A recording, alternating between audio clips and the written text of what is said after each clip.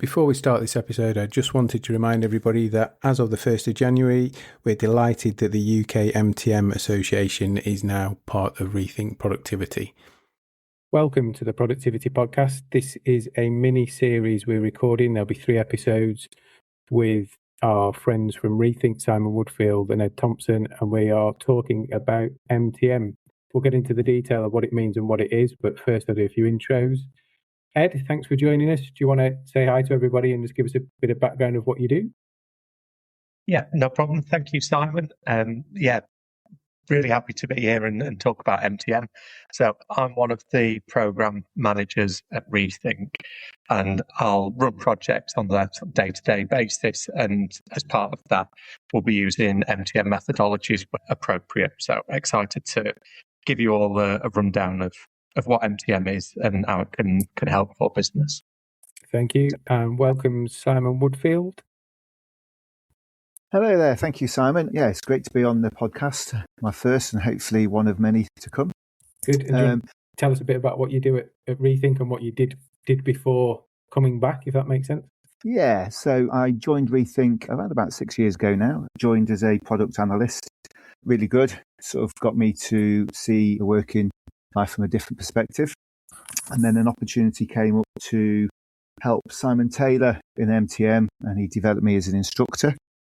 I've been doing the instructing work now for 3 years full time.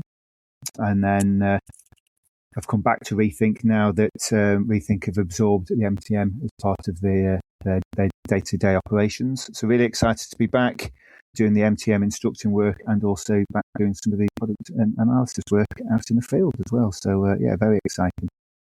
Brilliant. Thank you, Simon. Thank you, Ed. So we'll get into the detail, and I suppose I should subtitle these episodes with MTM, and we'll talk about what it means and what it does.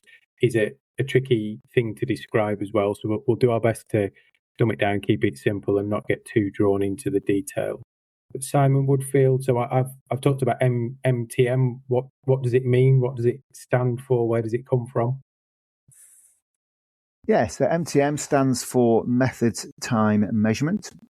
It's a predetermined motion time system that assigns time values to basic human motions rather than timing the whole tasks.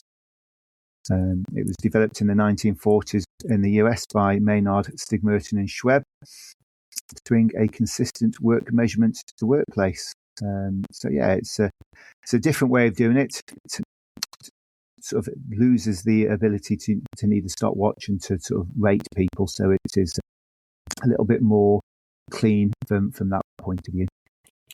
Perfect. And Ed, kind of core principles, what are the key things that MTM gives you rather than standing there timing what somebody's physically doing with a stopwatch?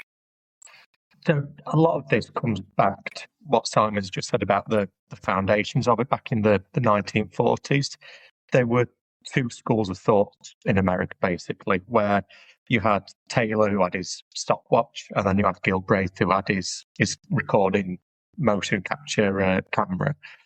The idea behind the camera, and this is what MTM is derived from, is the ability to break things down into a lot of detail that you can't get with a stopwatch, and to describe a method rather than just what's being completed in front of you.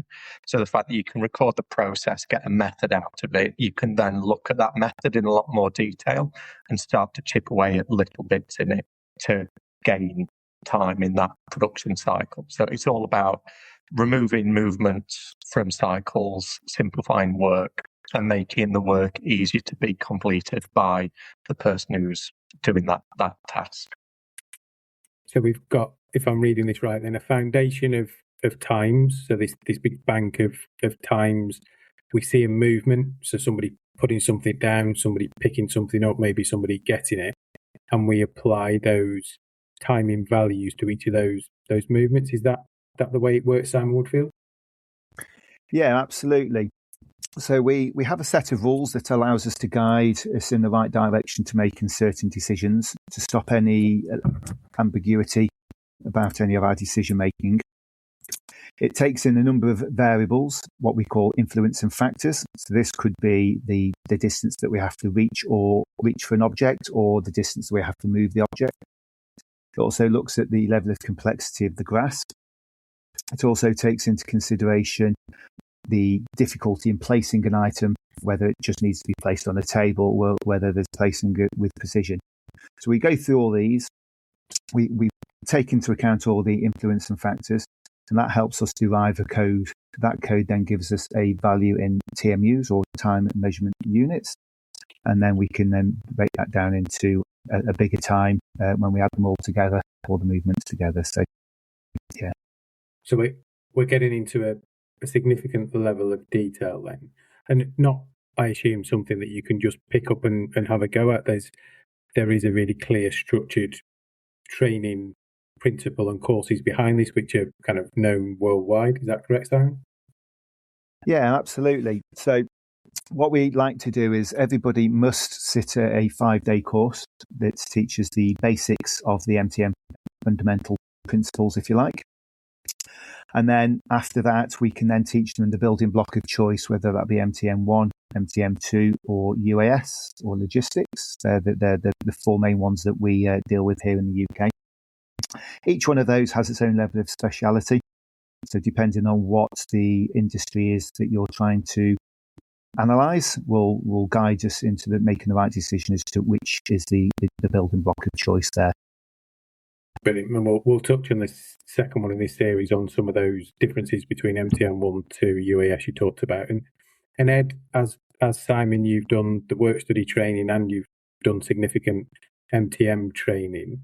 How has it kind of changed your thinking about where you'd use stopwatches versus MTM methodology? Is there industries where it works better or is more suited?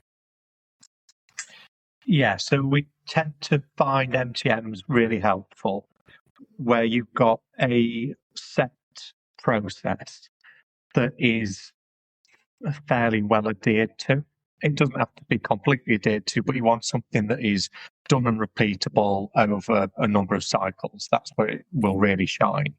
It's not to say that you can't use it for other areas. It just becomes less effective and stopwatches become more effective. The general rule would be wherever you've got external factors, so customers or other employees, operatives wanting to get people's opinions on things, whether there was more subjectivity to the work, the stopwatch methodologies will be a better indication of how long things take. Whereas if something is highly repetitive, then MTM will be the one that you jump to straight away. And in some instances, you could use a mixture of both to prove what the process looks like in an ideal way versus maybe what's actually happening, so you can see the correlation. Is that fair? Yeah, you can do that and see where the method variation is. That's something you can definitely use MTM for. What you can also do as well is split various activities down. So for a till transaction, let's say, you might say, well, we'll MTM the inputs that go into the till, because that's going to be fairly fixed. We will then do the timing for everything that's customer related and use a bit of a hybrid of both to get the detail of the system work, but then the variability of the customer interaction. Got it. And Simon, I suppose key question for people will be, so what's the benefit? Why is this methodology something you might want to learn more about, you might want to use alongside your current studying methodologies and techniques? Yeah, so it creates fair and consistent standards throughout. What it allows us to also do is produce a business case quite quickly. So if it's, as Ed has alluded, it's for high repeatable actions, we can code the now, and we can go through a number of what-if scenarios to look at the various changes that we're proposing, and we can come up with a quite quick and easy change in times and look at the methods, quite critically examine it. So we can look at the ergonomic stresses that potentially would change there as well. So it allows us to do this quick and easy without necessarily having to make a huge investment in money to buy or lay out new work processes and workstations, etc. And with the, I suppose, advancements that are coming daily in AI and augmented reality and VR, all those things kind of play in. I know you've played with some of the technology that's out there, but those things are starting to come through, aren't they? Of linking MTM to some of those newer technologies and ways of working to synthesize and preview some of those outputs, like you say, without going having to build a whole new factory, for example. Yeah, so we deal with a number of software packages currently. So there's a number that we can do in VR. So you can ultimately just upload a CAD drawing into your software. You can act out your motions, get a time quite quickly based on the motions, and then if you need to change any of the layouts, bring in new tools, maybe even the items that get fed into the line change because you're looking at a completely process change within the factory environment. You can bring all those into the effect and re-act out the process quite quickly, come up with the time standards on those. And there's other actions. Well, they'll record the motions of the human in real time. So motion capture, and that'll be very good to find out what the walking distance is every day that an operative will do, how far they're reaching and things like that. That, when they're brought in with MTM, will again give you time standards. It'll also highlight a lot of non-value added and, as I said earlier, potential ergonomic risks as well. So it can open up a number of different variables for you. So significant use of old technology versus new technology, which is really good to understand.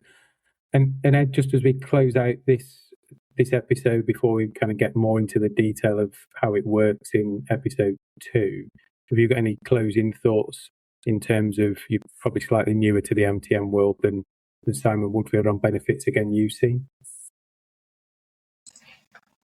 Yeah, I think you can echo what Simon's said. The fact that you can always get timings off blueprints and layouts before they've even been utilised is a big benefit versus a stopwatch. Being able to break it down into small, detailed sort of blocks as well, the data blocks that make up the coding.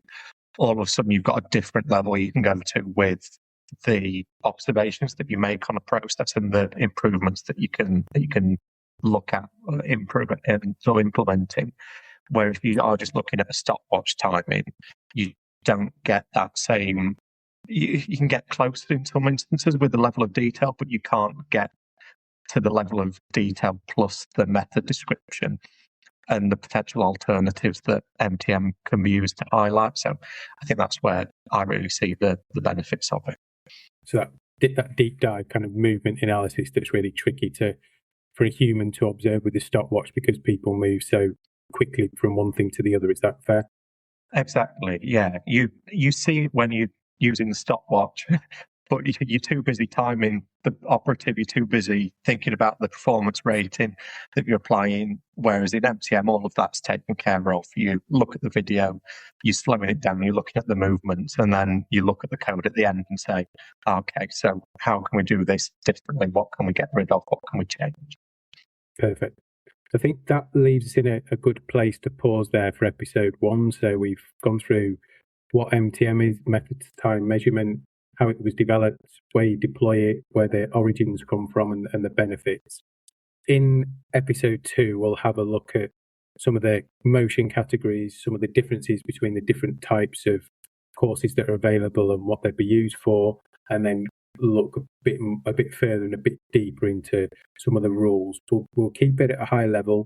There's some complexity in there, but really important that we kind of convey the message in as simple a way as we can. So we'll pause there. Thank you, Simon. Thank you, Ed. We will speak on episode 2. Yeah, thank you both. Thank you.